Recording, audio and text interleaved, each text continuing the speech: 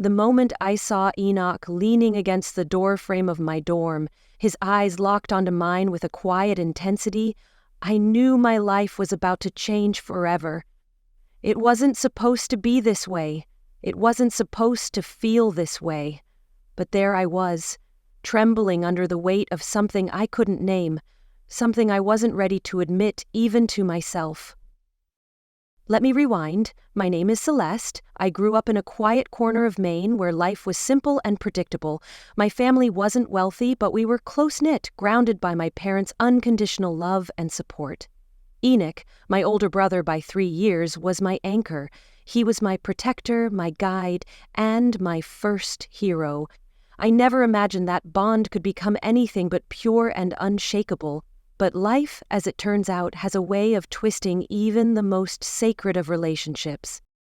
Enoch had left for college when I was 15, and the house felt hollow without him. The once vibrant evenings of laughter and shared secrets had turned into quiet nights of homework and Netflix. I missed him terribly, counting down the days to his visits during holidays. When he was home, everything felt right again, like a missing piece of the puzzle had clicked back into place. But the day he graduated, reality came crashing in. Enoch landed a job in Boston, and the distance between us grew, not just physically but emotionally. When it was my turn to head off to college, I chose Boston University, partly because of its reputation, but mostly because it meant I'd be close to him again. I told myself it was normal, that siblings should want to be near each other, but deep down, I knew there was something else, an unnamed pull, a forbidden gravity that both terrified and thrilled me. The first time I saw him after moving to Boston, he was waiting for me outside my dorm. He looked different, older, more confident. The boy I had once idolized had become a man, and I couldn't help but notice. He hugged me tightly, and for a moment I let myself get lost in the familiarity of his embrace. But as I pulled away, his hand lingered on my arm a beat too long, and I felt a shiver I couldn't explain. Over the months that followed, we fell into an easy rhythm.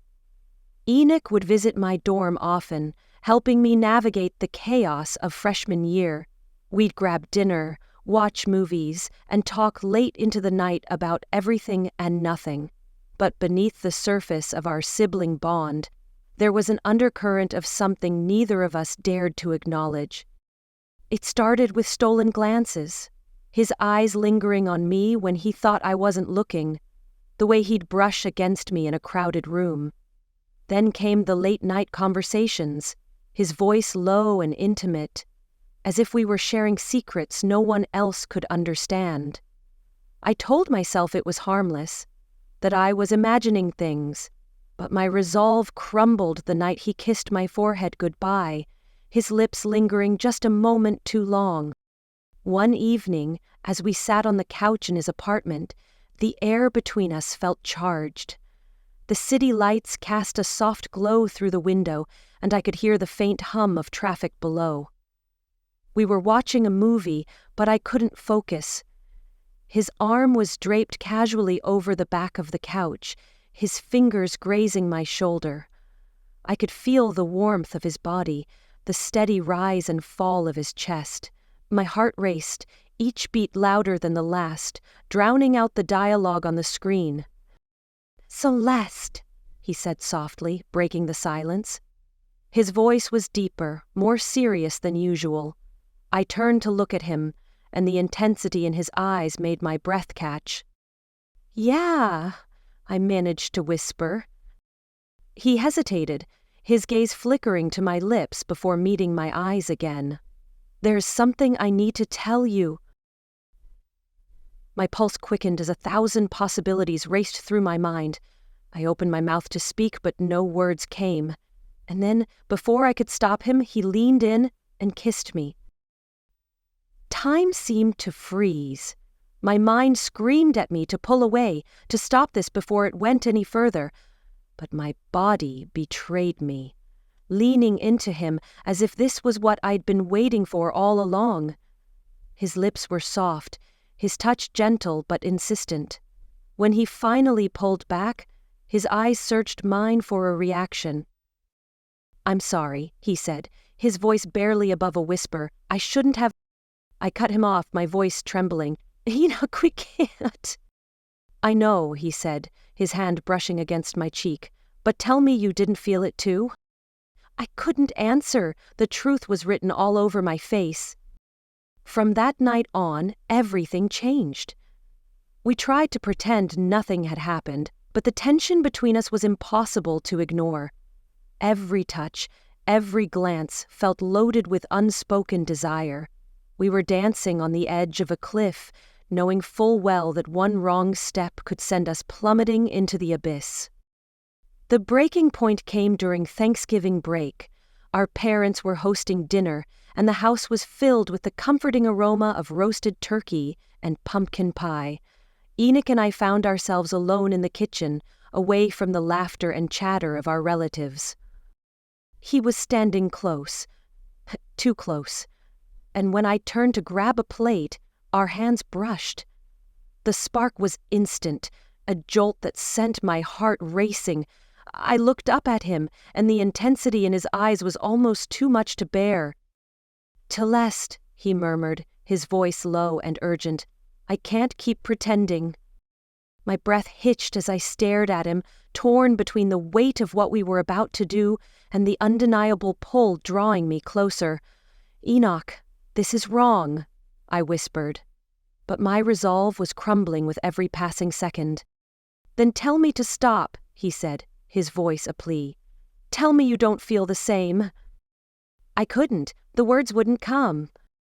Before I knew it, his lips were on mine and the world around us disappeared. The kiss was desperate, a collision of pent-up emotions and forbidden desires. His hands tangled in my hair, pulling me closer, as if he couldn't bear to let go. "Celeste," he whispered against my lips, his voice trembling with emotion. "Celeste! Enoch! Dinner's ready!" Our mother's voice rang out from the dining room, shattering the moment. We pulled apart, our breaths ragged, our hearts racing. The reality of what we had just done hit us like a freight train, but there was no time to dwell on it.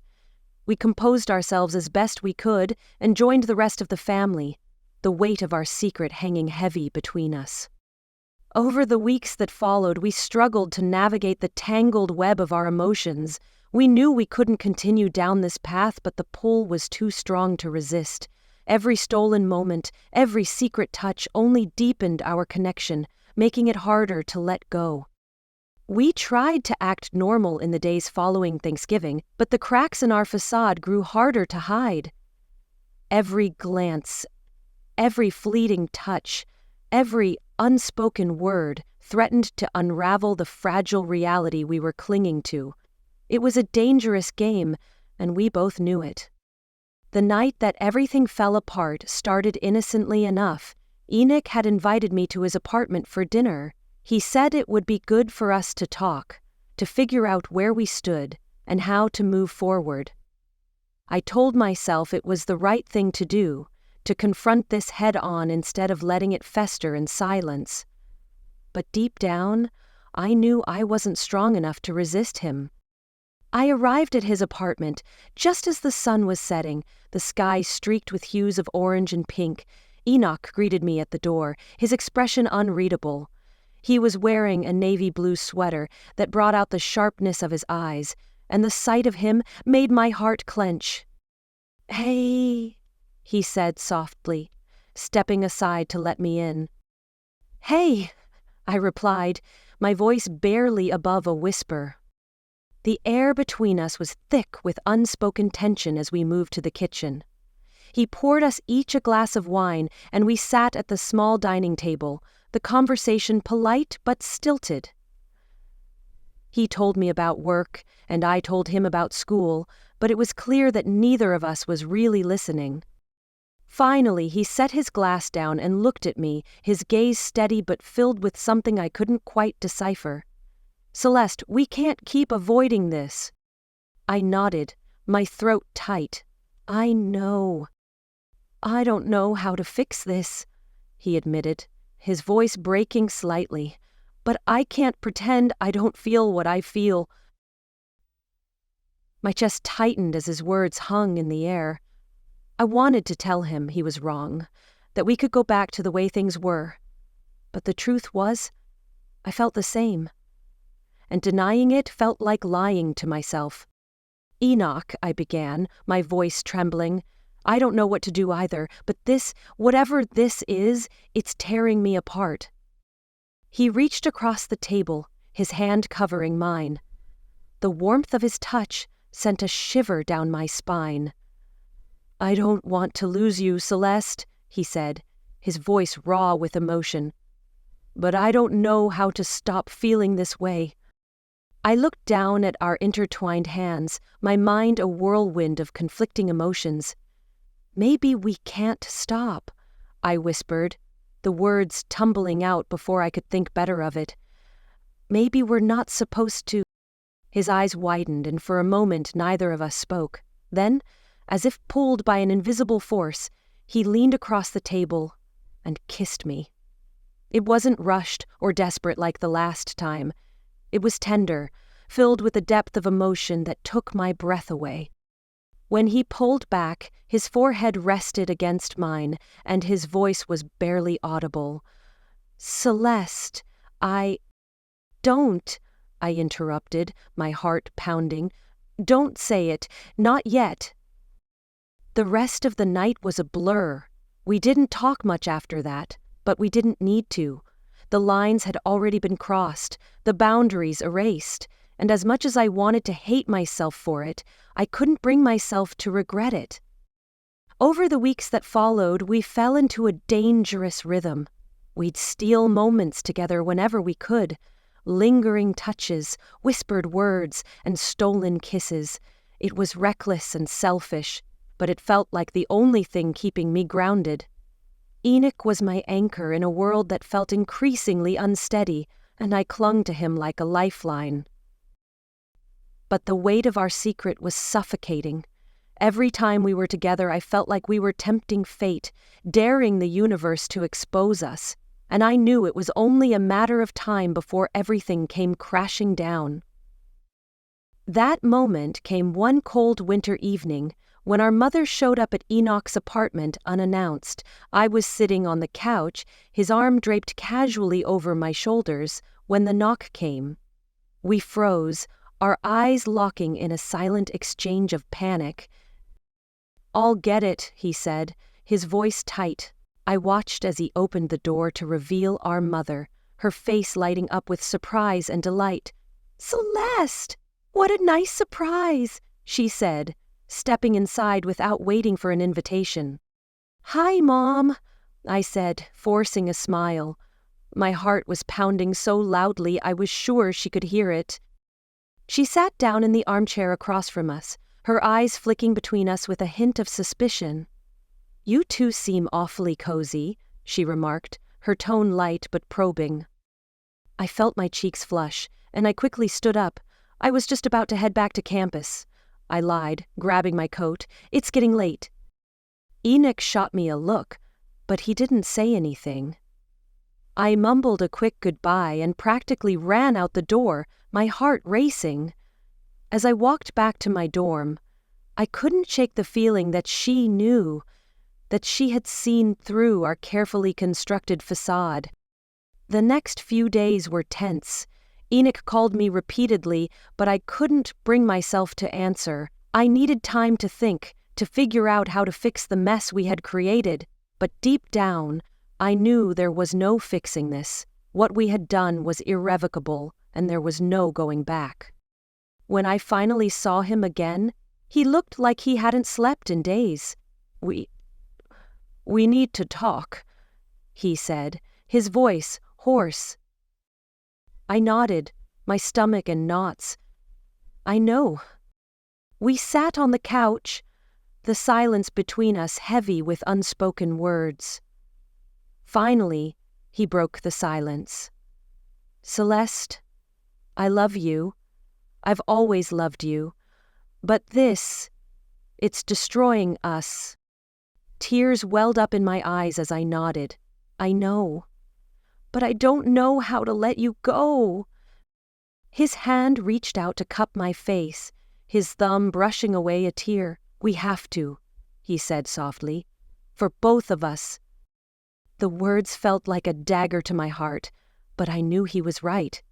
We couldn't keep living like this, trapped in a cycle of guilt and forbidden desire. It wasn't fair to either of us, or to the people who loved us. Oh, that night, we said goodbye. It was the hardest thing I've ever done, but it was also the right thing. And as I walked away from him, tears streaming down my face, I felt a strange sense of relief. For the first time in months, I could breathe again. Over the following weeks, the absence of Enoch in my daily life was suffocating.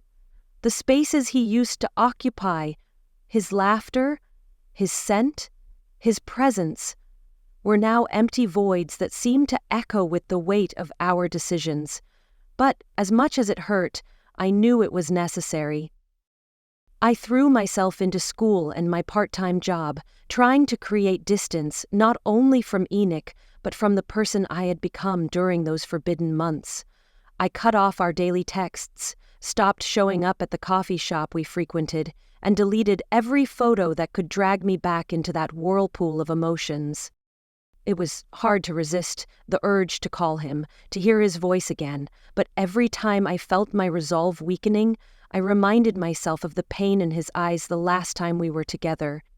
Love wasn't supposed to feel like this, so devastating, so wrong. The days turned into weeks, and then months. Slowly, I began to rebuild myself. I started going out with friends, accepting invitations to parties and events I would have previously turned down. I even allowed myself to entertain the idea of dating, though I knew it would take time before I could truly let someone else in. Enoch and I spoke sparingly, only during family gatherings or holidays when it was unavoidable. Each interaction was polite, restrained, as if we were strangers sharing the faint memory of something intimate. Our mother seemed oblivious, and I thanked every star in the sky for her naivety. The thought of her knowing what had transpired between us was unbearable. As the months rolled by, life began to find its rhythm again. I moved into my own apartment, far from campus and the memories tied to Enoch. The distance helped, but it didn't erase the occasional pangs of longing or the questions that haunted me late at night. Did I make the right choice? Could we have found a way to make it work, despite the odds? Those questions were put to rest the day I saw him again. This time, holding the hand of someone new. I was at a bookstore downtown, thumbing through the pages of a poetry anthology, when I heard his familiar laugh. My heart stopped. I turned toward the sound, and there he was, standing by the register with a tall, striking woman. She was laughing too, leaning into him as if she belonged there. They looked happy. The realization hit me like a tidal wave. Enoch had moved on, and so should I. It wasn't a bitter moment, but a clarifying one.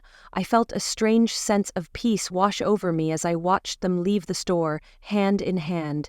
He deserved happiness, and so did I. It was time to let go, truly, fully, and without regret. That night, I sat by my window with a glass of wine, staring out at the city lights. The memories of Enoch were still there, tucked away in the corners of my mind, but they no longer felt like chains holding me back. They were simply part of my story, a chapter I had closed. I thought of the woman at his side, her radiant smile, the way she looked at him like he was the center of her universe. And for the first time, I didn't feel jealousy or sadness. I felt gratitude. Gratitude for the lessons he taught me, for the love we shared, and for the strength it took to walk away. Life moved forward as it always does. I began dating again, tentatively at first, and then with a renewed sense of purpose. I wasn't looking for someone to fill the void Enoch left behind. I was looking for someone to create something entirely new with. And when that person finally came into my life, it didn't feel like fireworks or a tidal wave. It felt like the steady, grounding pull of gravity, a quiet, unwavering certainty that this was where I was meant to be. His name was Marcus, and he was nothing like Enoch. He was kind, patient, and entirely uncomplicated. With Marcus, I felt whole. Our relationship grew slowly, organically, and before long I realized that the wounds Enoch and I had inflicted on each other had finally healed. I didn't love Enoch any less, I simply loved him differently. He was part of my past, a piece of the puzzle that made me who I was. But Marcus was my future. Looking back now, I see that chapter with Enoch for what it truly was. A lesson in boundaries, love, and self-discovery. It wasn't easy, and it wasn't pretty, but it was necessary. It taught me how to let go, how to forgive myself, and how to move forward. And for that, I will always be grateful.